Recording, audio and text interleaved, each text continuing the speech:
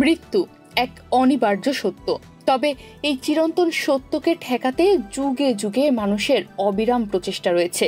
কখনো স্বপ্ন, কখনো মহাজীবন পেতে মানুষ মরিয়া হয়ে ঘুরে বেরিয়েছে দিনের পর দিন। এবার সেই আশাকে বাস্তবে রূপ দেওয়ার চেষ্টা করছে এক জার্মান প্রতিষ্ঠান, যা প্রতিশ্রুতি দিচ্ছে দ্বিতীয় জীবনের সুযোগের। তবে এজন্য খরচ পড়বে $2 লাখ, যা বাংলাদেশি টাকায় 24,29,04,000 টাকা প্রায়। ইউরোপের প্রথম ক্রায়োনিক্স ল্যাব টুমারো বায়ো এই অভিনব উদ্যোগের সাথে যুক্ত। তাদের বিশেষায়িত অ্যাম্বুলেন্স এখন বার্লিনের সড়কে দাঁড়িয়ে, প্রস্তুত একটি ফোন কলের জন্য।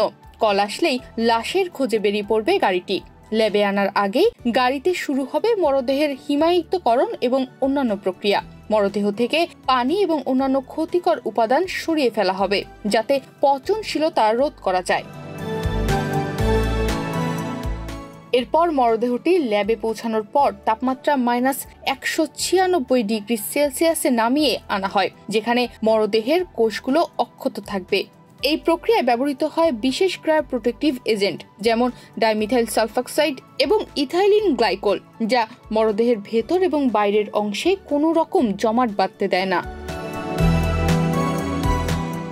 সবশেষে মরদেহটি এয়ার অ্যাম্বুলেন্সে করে সুইজারল্যান্ডের একটি বিশেষ হিমাগারে পাঠানো হয়, যেখানে সেটি নির্দিষ্টকালের জন্য সংরক্ষিত থাকবে। এটি কি আসলেই দ্বিতীয় জীবনের সম্ভাবনা তৈরি করতে পারে? হয়তোবা না, তবে এই প্রযুক্তির মাধ্যমে এক নতুন দিগন্তের সূচনা ঘটেছে, যেখানে মৃত্যুও অমর হতে পারে। তনিমা রহমান, বাংলাদেশ প্রতিদিন।